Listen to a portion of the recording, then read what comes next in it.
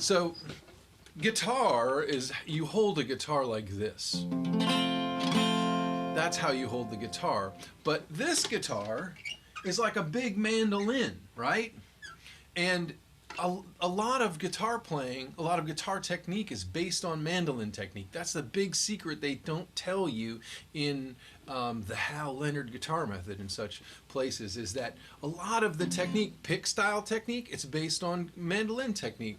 And mandolins you hold like this, with the neck parallel to the ground, and with your thumb, with your with your hand cradling the neck between your index finger and your thumb, like so. So let me see if I can get a little closer to this camera and show you that as well. Oh, not that. No, don't do that. How about that? Well, yeah, there you go. Kind of cradling the neck, like so. Let me just shed some more light on it now that we're here. Okay, so the trick is, oh, I'm gonna have to go back to the other position, is that when you're sitting with the guitar mandolin style, the full bar is possibly not the most comfortable way to play this. Let me show you this. Okay, I'm gonna roll back now. Okay, so sorry, this is not optimized, but if you play the full bar in classical position, you're all good, because your arm, the weight of your arm can help push the strings down. It's a real huge advantage of classical position, and it's why I like to play standing up with the guitar strap, because then I can position the guitar any way I like it to do the particular task I want to do at that time. But so if you are playing some mandolin, you know, you're playing some couch style guitar, and you want to work on that form, that's what we're going to talk about today. Oh, I wanted to show you why maybe you don't want to do the full bar when you're sitting casual or mandolin style. Is that, look, my whole body, my left shoulder is tilted over, and it's not the most comfortable. You can kind of do it from a almost neutral, but you can still see a little bit that my left shoulder is low, and so I'm accommodating with my back and my hip a little bit, and it's not comfortable for long sessions, and so it's something you may want to be mindful. Keep in mind, everybody's different. Everybody's bodies are different and things, so it may be more comfortable for you. It's not comfortable for me and many others. Okay, so let's go back to this. So now I can show you, be more specific about what's going on with the hand. So I don't think we really even need the right hand. So here's your full bar. Notice I tilted the neck up a little bit just to do that. So if you're working on your full bar, one thing to think about though is that you want to be on the side of the finger. You can see right there, kinda, you can see the little hash marks in my finger. In classical, in Spanish, they call the bar a ceja, which means eyebrow in Spanish, because the strings make little marks in your fingers. It looks like an eyebrow because you're not actually on the flat down with your finger. You're actually a little bit on the side. But today, there should be an Italian word for this, because, you know, mandolins. But so what a lot of folks will do in mandolin position is they will bar with two fingers down here and perhaps fret the sixth string with your thumb, and then third and fourth fingers playing on the A and D strings at the third fret, second finger here at the second fret of the G. It's an E shape but moved up a fret, and sort of forming a capo, partial capo with these two fingers, with your index and your thumb. So okay, slow down. And there I've got it pretty clear. Now it is slightly muffled because my thumb is slightly over the fret a little bit, and this one maybe is slightly muffled. So now I'm gonna take, but I don't really mind too much. I'm gonna get enough high end out of it, so I'm gonna be fine with that. But some folks are much more particular about it, and that's okay too, to move them a little bit farther back from the fret so that you have a little bit of distance. This is challenging with the thumb. This will take some time for you to work out, pretty much any person to work out. So I'm going to start over. I'm going to form this chord, and then I'm going to take these two, the second, third, and fourth fingers away. So you can see exactly how my index finger and thumb, and that looks really weird, right? My index finger is at an angle, and it's well over the fret. See, that's, oh man, sloppy. Whoa. Two demerits. Anyway, but because I need to get both of these strings fretted, and I need to be able to be comfortable enough to get these fingers close to the fret. Because if I try to do, and I'm trying to get my thumb over, and so if I've got my thumb over, this sort of happens as a consequence, this angle of the index finger, if you see right there. So if I tried to have my first finger be more parallel to the fret, I would have to lower my thumb classical style, and we're not trying to do that right now. We're trying to do mandolin, where we cradle the neck between your index finger and your thumb. So this is going to take some time to work out. It's everybody I know. And one thing I would like to show you is, you know, I'm almost palming the neck there. Like, I'm not quite. I don't actually have my palm all the way up against the neck there. It's a little bit hard to see, but I have a little bit of daylight in there, just a little bit. And your mileage may vary, like, you know, size of hands varies. I don't have the biggest hands. The portion size of your fingers and your thumb, everybody's different. I have a straight thumb. Some people have curved thumbs. There's all kinds of differences in hands. So don't worry about this. Oh, one other thing I should say is that some people will do a variation where you, instead of having 3 and 4 here, you'll just have the third finger here and have the A string open or perhaps muted. For strumming, I prefer this one, like so. But for finger style, I actually use this one because it leaves the fourth finger free to ornament on the other strings. Okay, but a couple of tips on working on this are, this is going to be, you know, you have to work on this compromise strategy of how to get your fingers in the right place to fret all these notes. So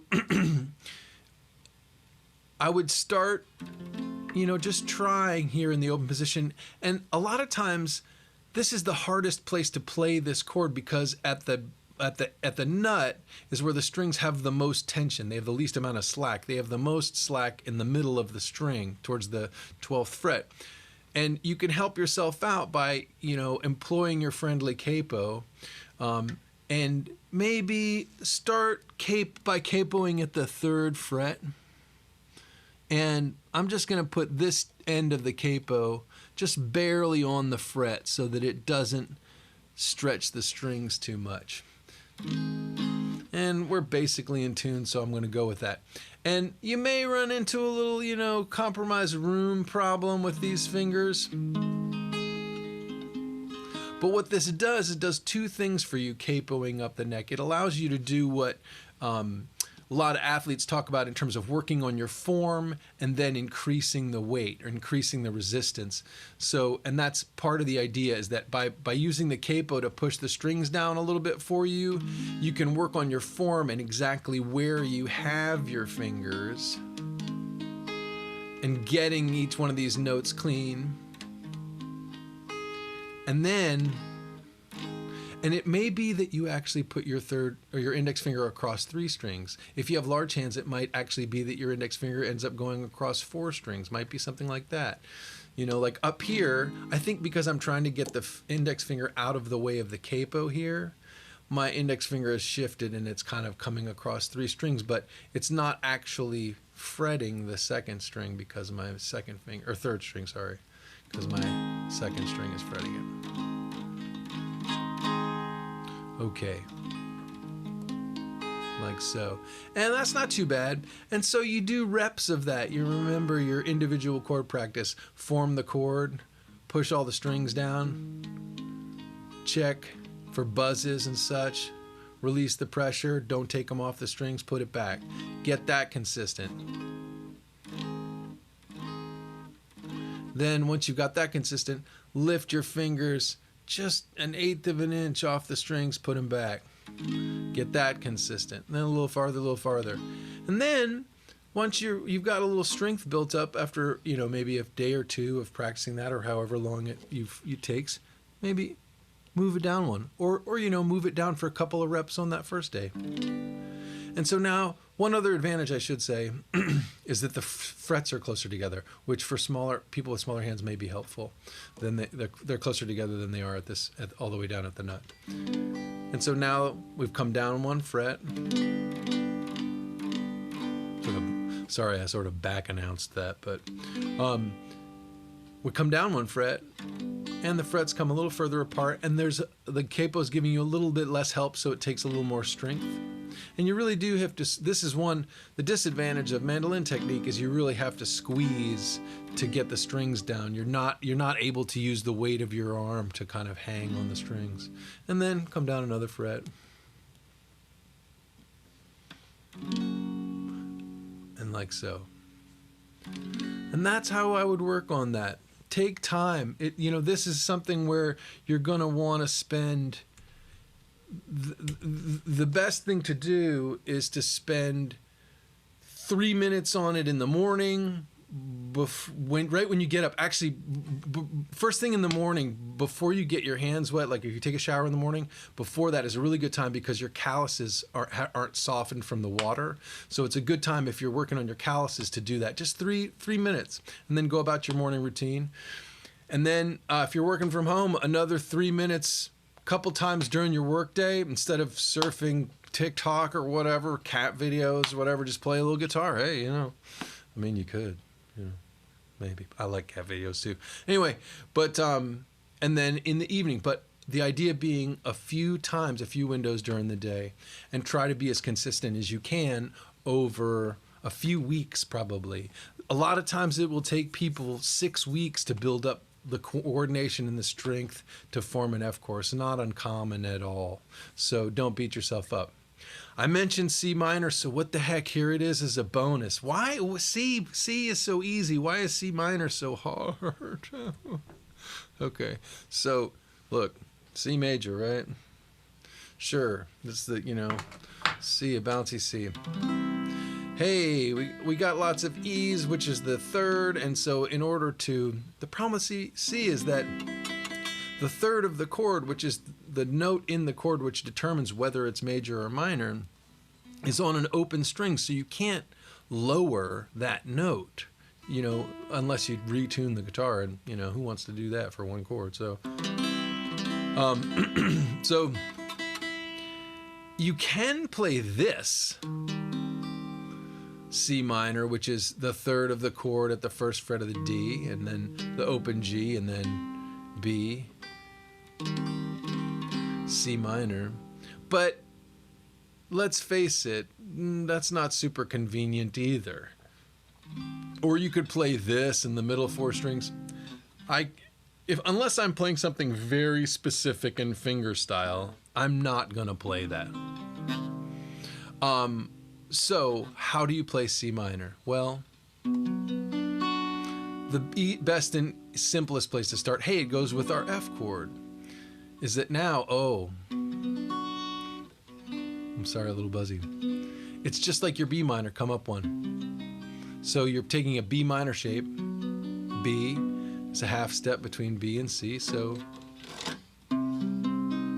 you're playing 3, 5, 5, 4, 3. And a little secret about this, because it isn't like the F shape where you actually have to fret both the second string and the first string with the bar and the 6th string, because you only need to fret the 5th string and the 1st string. I'll just mute the 6th string with the tip of my index finger there, you see. Is you don't actually have to bar it. You can do what some folks, the classical teacher I had called a hinge bar, which is I'm actually pushing down with let me see if I can show you this on this camera. Whoop. I'm pushing down with the tip of my index finger, and underneath my index finger here at the 1st string here, right? But I'm not actually pushing the fourth and the third and the second strings down. It just means you don't have to put quite as much pressure. And so there's not as much pressure on you. Man, I think I just got the caffeine just right. I promise that's not moonshine. Okay. So there you go. That's how mostly you would play a C minor. You know, in terms of general pop usage, you could also play up here in a kind of barred E minor shape at the, what is that, 8th fret, and then 3rd and 4th finger at the 10th fret. I'm helping out my index finger with my middle finger. Like so. I was thinking about, could I do this one, you know, mandolin with the thumb over, but not so much. However, because I don't need the full bar down here, my thumb actually can be a little bit higher than it would probably be for a full bar because I'm using this hinge bar. So you can just play around with that and work gradually on that. You can do the same thing what you did with the F chord and use a capo to kind of help out with the pressure a little bit. But generally speaking, for pop tunes, if you run into, you know, pop or rock tunes that are going to have a C minor in them, you're going to play it one of those two ways. I hope that was helpful. Getting your F chords together in mandolin shape and our mandolin technique, shall we say, and a little C minor thrown in there as a little bonus. So I promise it's not moonshine.